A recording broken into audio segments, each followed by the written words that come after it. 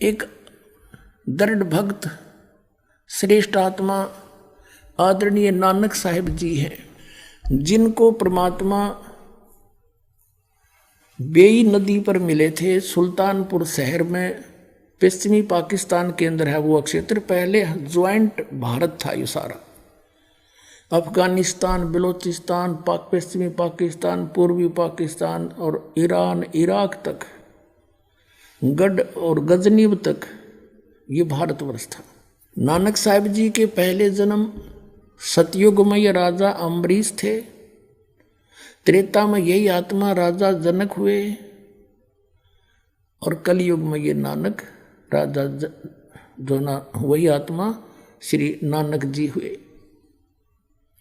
अपने आत्माओं पहले ये राजा थे, इनके नौकर रहा करते थे पिछले पुनों के कारण, और इन पुनों को स्वर्ग में खर्च करके वापस आ जाते हैं सभी प्राणी। फिर ये स्वयं एक सुल्तानपुर के नवाब के यहाँ मोदी खाने में नौकरी कर रहे थे।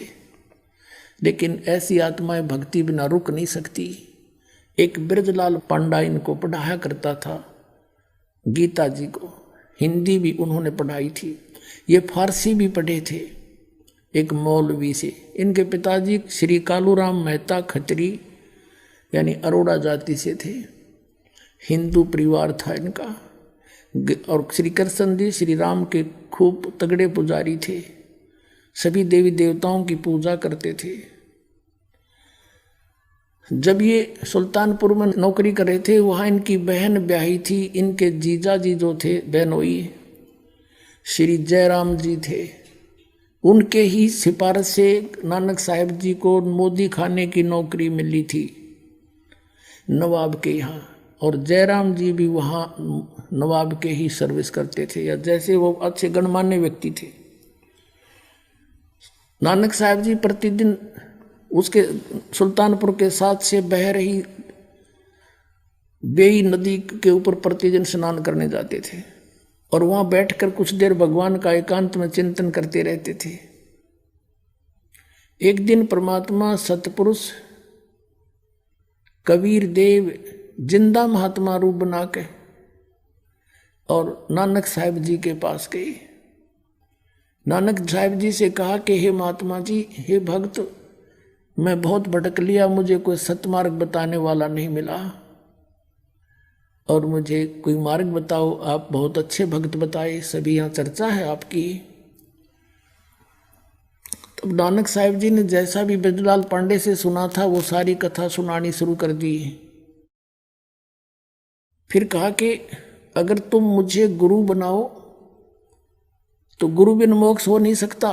तो परमात्मा ने कहा कि भाई गुरु किसको बनाऊं, जब तक मेरी आत्मा दृढ़ नहीं होगी। मैं वैसे गुरु तो मैंने बना भी रखा, रामानंद जी, काशी में पंडित स्वामी रामानंद जी से मैंने दीक्षा ले रखी है, लेकिन मेरी तसल्ली नहीं हुई, संतुष्टि नहीं है।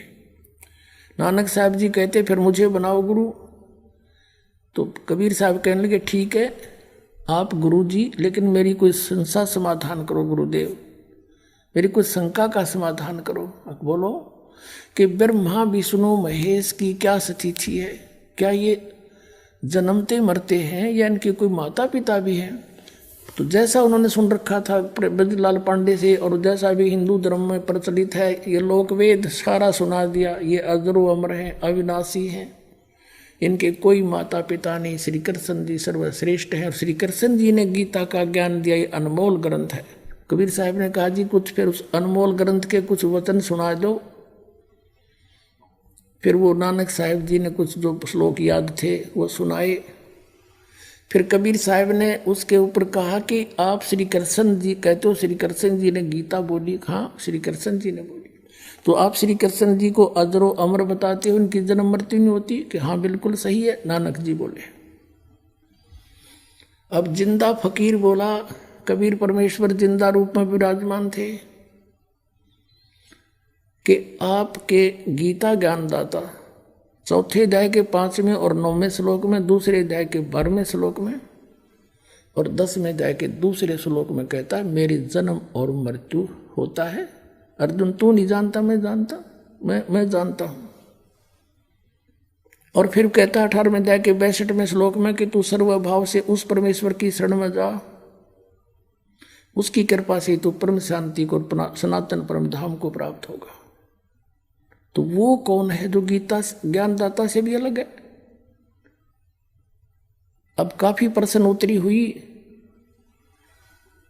तब नानक साहब जी अक्षुब्ध हो गए और उनकी चर्चा सुनकर जो स्नान करने सुबह सुबह भगत जाते थे 50-60, वो भी बैठ गए चारों तरफ।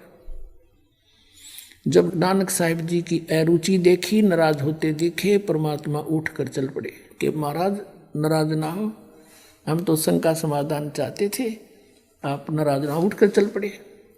जब वो जा लिए काफी दूर, जब पूछा कि ये कौन था, उन्होंने ये कौन था जो आपको गुरुजी बोल रहा था, तब श्री नानक साहिब जी ने कहा कि ये नीच जात था, काशी का जुलाहा धानक, और हमारे ब्रह्मा विष्णु महेश को कहता है तो नासवान है।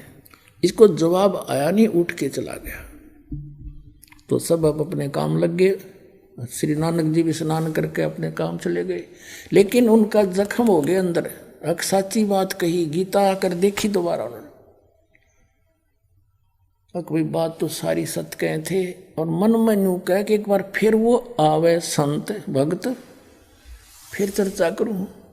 कुछ दिनों के बाद, महीने 2 महीने 6 महीने उनको खूब तड़फा के फिर इसी तरह प्रतिदिन स्नान करने जाते थे, और इसी खोज में थे शायद कितने दिखाई दे जाए, फिर बात करूं।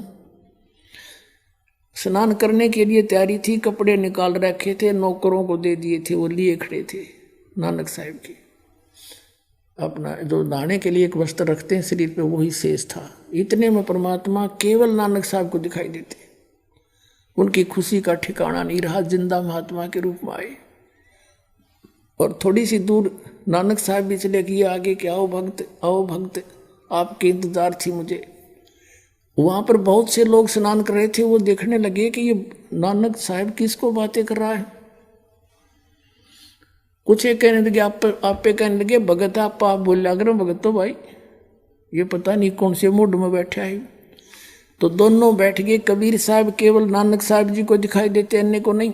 काफी देर चर्चा हुई, सब विस्तार से मालिक ने बताया और कहा कि सचखंड है, सतलोक है, उसमें सतपुरुष रहता है, उसकी भक्ति से मोक्ष होगा, वो अकाल मूर्त है।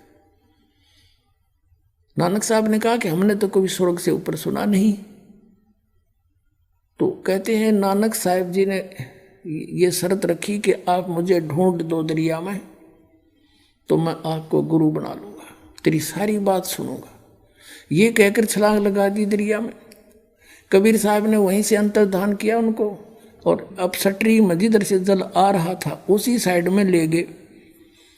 काफी देर जब नानक साहब बाहर नहीं आए तो सबको चिंता होगी। सब ने जान लिया कि डूब गया, डूब गया। सुल्तानपुर शहर में आग की तरफ बात फैल गई। भागे आए, उसकी बहन मूर्छित होगी, बहन रोने लगी बुरी तरह, मेरा भाई मर गया। बहुत चिंता का विषय बन गया। सुल्तानपुर के नवाब तक बातें गई। उन्होंने नौकर भेज दिए जाल डालने के लिए, गोताखोर भेज दिए, वो ढूंढ रहे डाउन स्ट्रीम में, वो ले गए अप स्ट्रीम में। बहुत दूर ले जाकर 3-4 किलोमीटर वहां बैठा लिए नानक साहब की। दोनों की काफी देर चर्चा हुई परमात्मा के साथ। फिर नानक साहब ने कहा कि मुझे सचखंड दिखा दो भगवान, फिर मैं मानू। शरीर को वहां छोड़ा, आत्मा लेकर चल पड़े। जैसे गरीबदास जी को लेकर गए थे, जैसे धर्मदास जी को लेकर गए थे, जैसे दादू साहब जी को लेकर गए थे, जैसे मुल्कदास साहब जी को लेकर गए थे, जैसे गीसा दास साहब जी को लेकर गए थे, ऐसे इनको भी लेकर गए। वहां जाकर देखा परमात्मा दूसरे रूप में स्थिर बैठे हैं।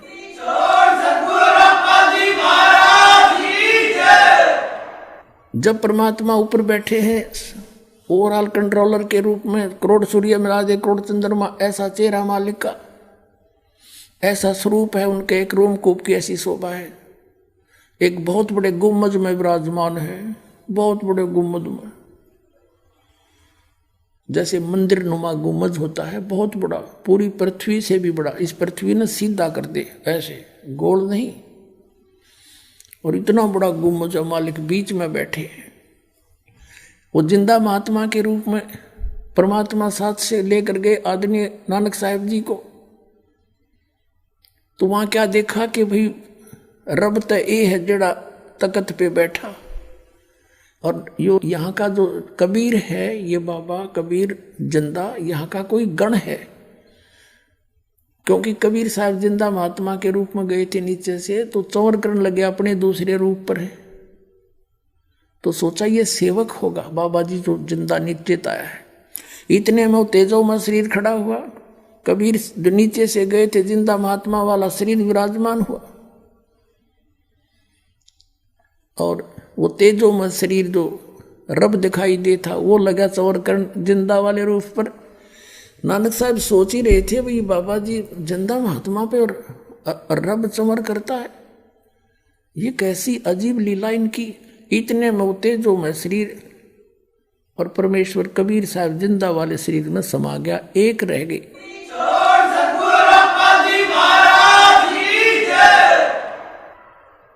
असंख्य करोड़ ब्रह्मांड के ओवरऑल कंट्रोलर के रूप में वो जिंदा महात्मा विराजमान है, चंवर अपने आप घूम रहा है।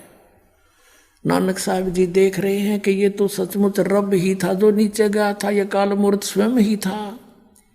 भया एक से दो, जैसे रामानंद जी को मिले थे, स्वामी रामानंद जी को भी दिखाए थे, ऊपर आदरणीय रामानंद जी को भी, तब उन्होंने कहा था दो ठोर है एक तू, भया एक से दो, कह रामानंद हम कारणे तुम आए हो मगजो।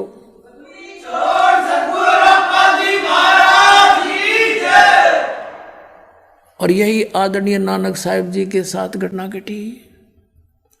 और तब परमात्मा ने कहा कि आयम कबीर, मैं कबीर हूं, अल्लाहु अकबर हूं, मैं कबीर देव हूं। और काशी में बनारस में एक धानक रूप में रहता हूं, दुल्हे का काम करता हूं। प्यारी आत्मा, जब मोक्ष चाहिए आपको, सतनाम लेना मेरे से, वहां सतनाम दूंगा। और वो जाप करना होगा 2 अक्षर का है, उससे आपका मोक्ष होगा। वहां तो कहते हैं कोट जन्म तन ब्रह्मत हो गए, कुछ नहीं हाथ लगा रे, कुकर सुकर खरबा बोरे कौआ हंस बगारे। परमात्मा ने कहा कि तेरे बहुत असंख्य जन्म हो लिए, जब से हमसे मिलने से पहले वो गए बर्बाद आपके। राजा अम्बरीश आप थे, राजा जनक आप थे, और अब आप स्वयं नौकर बन बैठे। और यदि हम तुमसे नहीं मिलते तो जीवन व्यर्थ हो जाता है। अपने आत्माओं, यहाँ समस्या आती है कि पवित्र सिख समाज इस बात को मानने को तैयार नहीं है कि नानक साहिब जी के कोई गुरु थे। वो कहते हैं स्वयं ही परमात्मा ही मिले थे उनको, और हम भी यही कहते हैं कि वो परमात्मा ही मिले थे उनको। वो कहते अकाल मूर्त मिले थे, हम भी कहते हैं अकाल मूर्त मिले थे। हम कहते हैं उनको कबीर मिले थे, दानक दुल्हा काशी वाला मिले थे। तो यहाँ सिख समाज के गले या बात उतरती नहीं कि नहीं, ऐसा नहीं हो सकता। तो पुण्यात्माओं, प्रमाणों के सामने फिर किसी के जोर नहीं चलता। हमारे प्रमाण फिर सबको मनाएंगे कि सचमुच ऐसा ही।